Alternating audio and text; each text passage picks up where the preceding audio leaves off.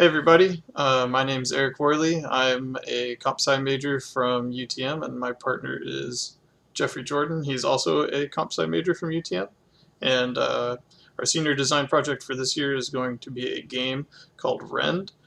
We're making it in Unity. It's going to be a 2D top-down battle arena style game where it's wave-based. You have multiple enemies come at you from randomly spawned locations, and you have stat increases that you get to unlock from the shop by earning coins from killing enemies. So let's take a look. First, let's talk a little bit about what Unity is. Unity is a game engine that primarily uses C# for the implementation of scripts. A game engine is basically just the environment that game developers get to program games in that helps them so they don't go completely insane while trying to write scripts. It's much easier to do that instead of having to write all of the background stuff even further. Both of us prior to this class hadn't used it for anything, but picking up C# in classes before definitely helps whenever you're first getting your feet wet into Unity.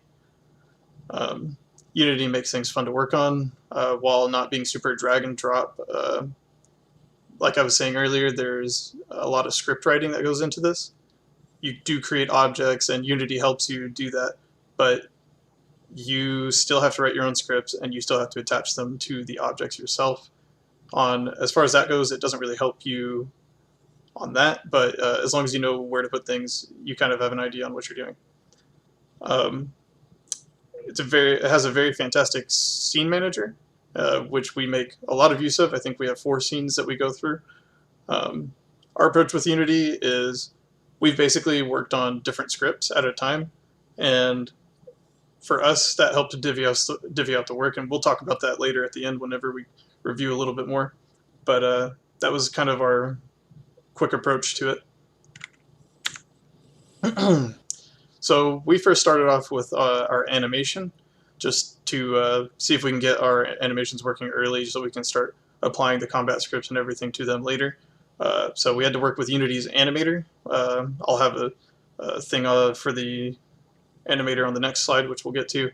And you have to learn to cut sprite sheets, which isn't too hard. Unity makes it fairly easy, and you can keep it all in one PNG still, and it knows which pixels to take from that PNG. We did end up outsourcing some art for this. I have the credits to the authors of what I have them listed as at the bottom of this slide. How was it to animate in Unity? Not too bad. It's very rewarding seeing your animation transitions working correctly. Whenever you're moving around, you can run in all the cardinal directions and everything, attack in all the cardinal directions. The transitions, to smooth them, was a little bit difficult. You have to do all the conditionals, and you have to decide if you're going left and then you want to go up. At what point does your character stop facing left and start facing up? Using Unity to cut sprite sheets and edit sprites, we talked a little bit about cutting the sprite sheets, but Unity, you can edit sprite sheets with them. You can change the colors, you can change the point filter, you can do all kinds of things with Unity's sprite editor. It's very, very good. This is the animator. So right here, as soon as you start your animation for your character or enemy or whatever you're doing, you'll start at entry, and that's where the program enters, or it starts. And so it'll immediately jump to whatever your first animation is. Usually that's going to be an idle animation. And from there, you'll probably have a double conditional, one that goes to something. So that's an if statement, and you can set multiple parameters or whatever you like inside that. So let's do one, for example, to run forward, which is down on our screen, which is south on the cardinal directions. The Y movement has to be negative, and nothing else has to be applied. So if our Y is below 0, then we're going to run forward. To go back, it has to be 0 or greater than 0, and then it'll go backwards, which is north on our cardinal directions. Working with combat, the animation was done first to see if we could get our combat and our attacking animations working properly, so that was knocked out early. The hitbox has to be put around where you want to attack the NPC. So the NPC has to have a hitbox, and you have to have a hitbox. And you can set those separately from different colliders if you want. So you can have like a collider that way you can still run into a wall, and you can have a collider that triggers whenever you attack the enemy. The NPC had to be set up to take damage from the player based off the player prefs setting for power. So Unity or C# has the player prefs class built into it, and it's kind of a quick and dirty way of being able to save data across multiple different scenes and everything. It works great for what we're doing, and so we ended up going that route instead of trying to make child classes and pass them all around. So the player prefs is very good. After killing an enemy, you have a 50% chance to obtain 2 gold, which you can spend in the shop. We'll cover that here in a little. So this is what the first in-game scene looks like. You have 2 enemies coming down from these 2 spawn points, and it randomly selects which one they're going to spawn from. And the enemies that do spawn is whatever wave you're on times 2. So there's 2 enemies per wave that you're on. And everything has a collider, so you'll collide into all these, and so will the enemies. This is the death screen, so you can restart, which will reset everything properly. It gets it all done. Or you can close the application. Currently, there's no save, there's no nothing. We didn't intend for it. It's a very arcade-style game, pretty much one and done. That was the idea. Loading into new scenes. Jeff, I'll let you talk about this for a second if you like. Sure. So with loading new scenes, we first learned how to do this by creating colliders on objects and on the player, so that whenever a player would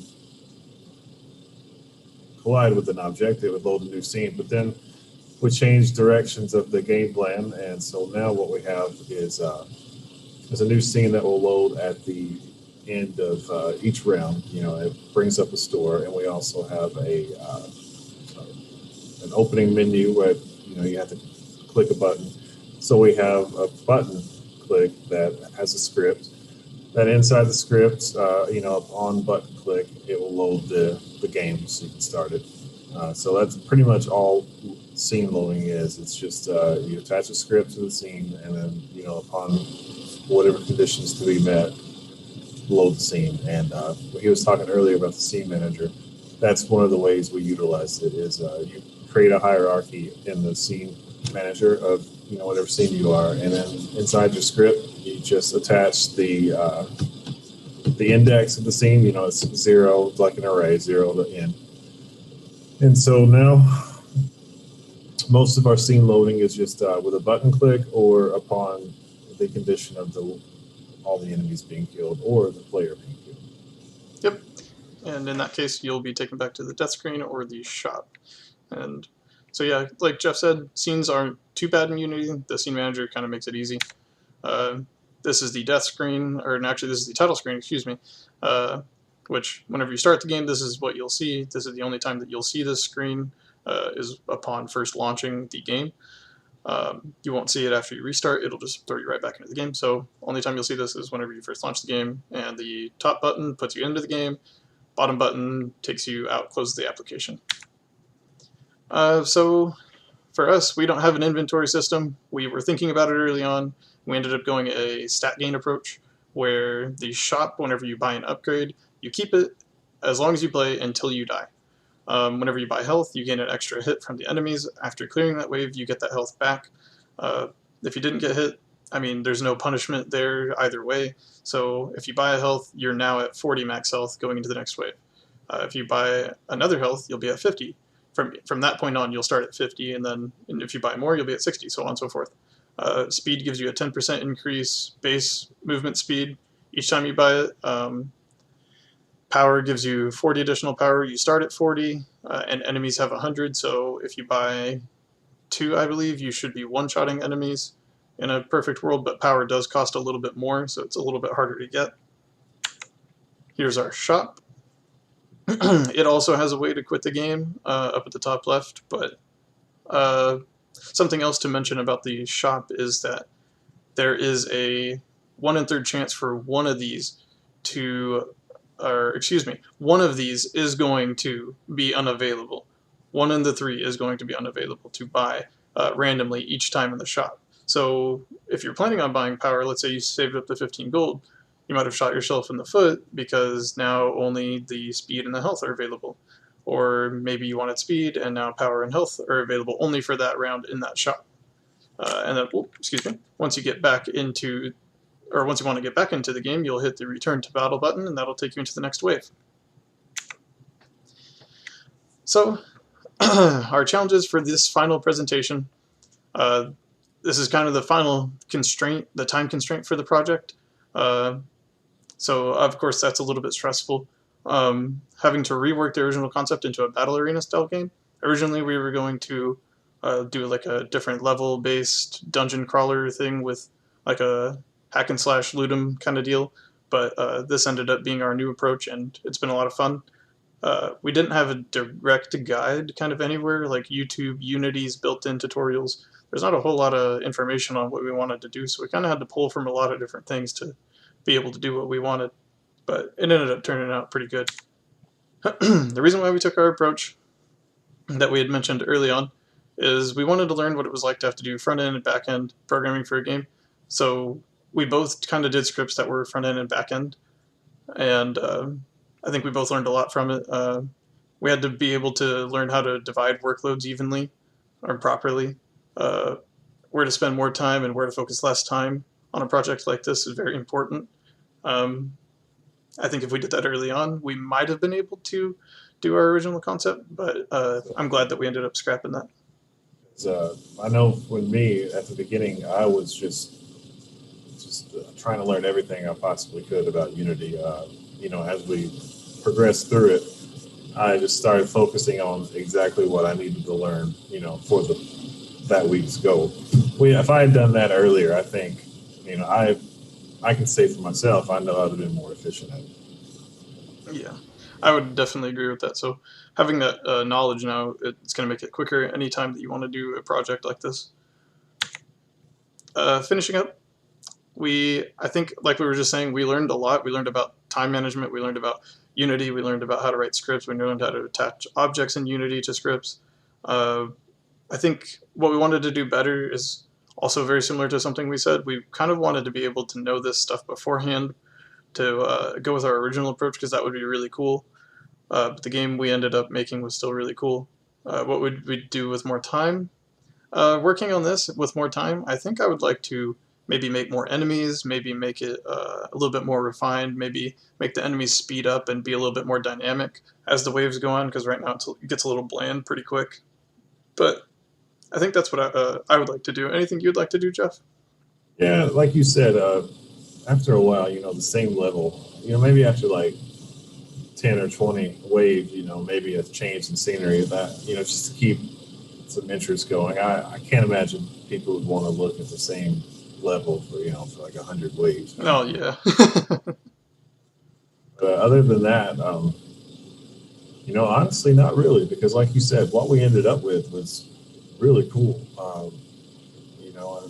I certainly have no major complaints about it. Just, a wish list for if we worked on this game longer. But so as far as what we have with, 1 semester's worth of work, I think it's a pretty cool game. Yeah. Well, here's our worksheet for this semester so far. We'll just throw this up here for a second more if anyone wanted to look at it. But other than that, let's hop into a quick demo, and then we can call it there. Go here. So whenever you launch the game from the exe, it pulls up with the Made with Unity, pulls up the title screen. You can hit enter, and you're in. The races are off. And so you can hit your enemy. You hit in a full circle around you. The enemies can run into you. So from them, we ended up getting lucky and getting both the gold drops. I'll demonstrate taking hit real quick. So we get hit, the enemy disappears on hitting us. if I took one more hit right here, we should die. And there we go. And whenever we hit restart right here, the wave starts over. We're back on wave 1. All the stat increases that you would have bought in the store should be back to the vanilla stats, back to the original stats. And if we hit quit game up here, this should close the application. All right, awesome. And I think with that, thank you everybody for watching, and see you next time.